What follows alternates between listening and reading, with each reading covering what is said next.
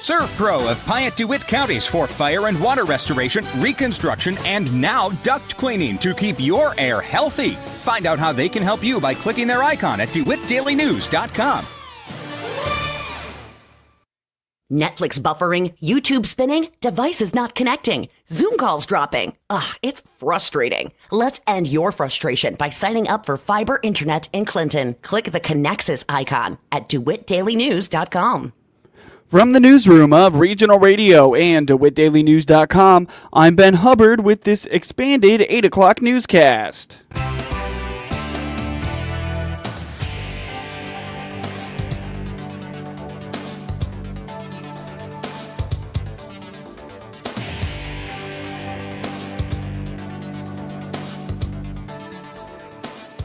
Remember, Morning Show News streams to Facebook and YouTube, brought to you by Peterson Insurance, your Pekin insurance agent in Clinton.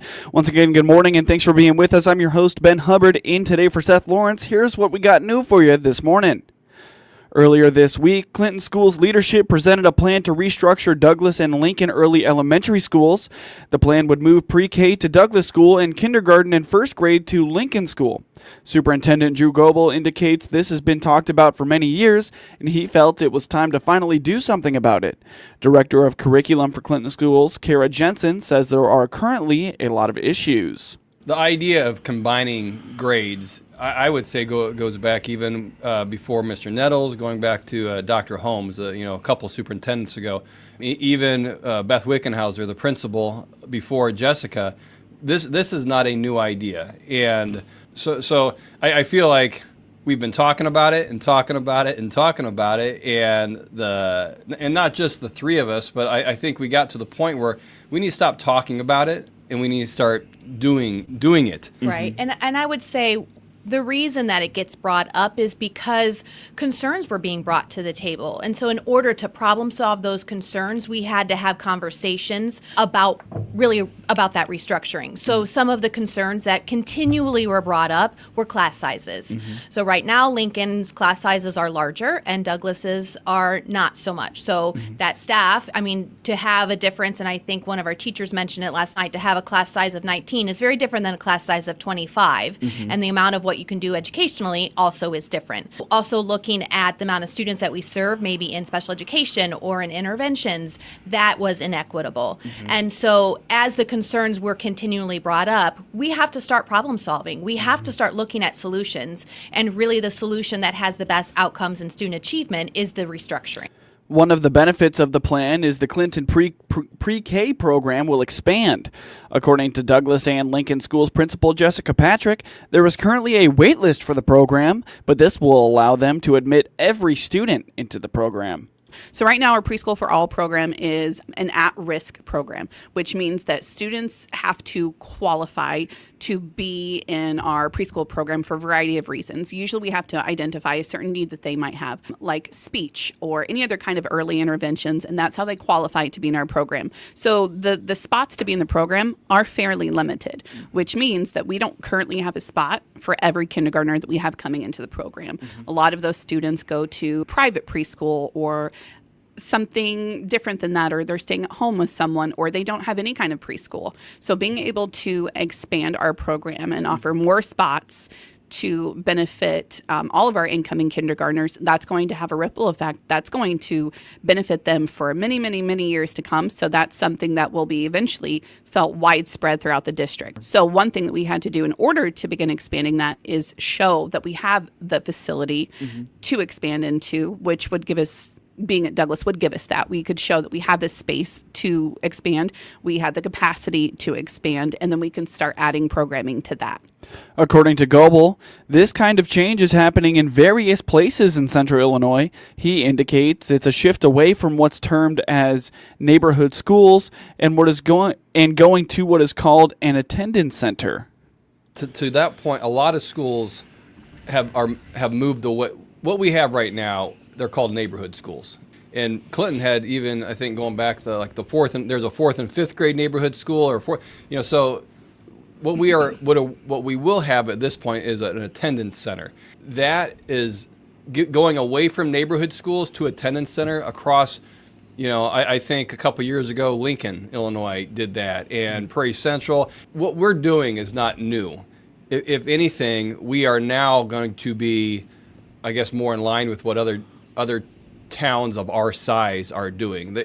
Clinton is not a large enough town to have neighborhood schools. With busing and transportation and everything, and kids used to, more kids maybe would have walked to school. It's time. It's time to no longer have a neighborhood school and put all the first graders and kindergartners together. And by doing this, we will be able to expand our preschool programming. Right now, if you want to be in preschool, you can't. And if you don't qualify, and there's different reasons why you can get in, why you can get out, and all that. But when we do this, anybody that wants to be in preschool can be in preschool. And that's a huge thing. The decision doesn't come without some disagreement about how things will look. Jensen admits most staff understand why the change is happening, but there are differences of opinion about where students should be housed. Patrick points out the space issue to expand the pre-K program was a huge factor in the decision.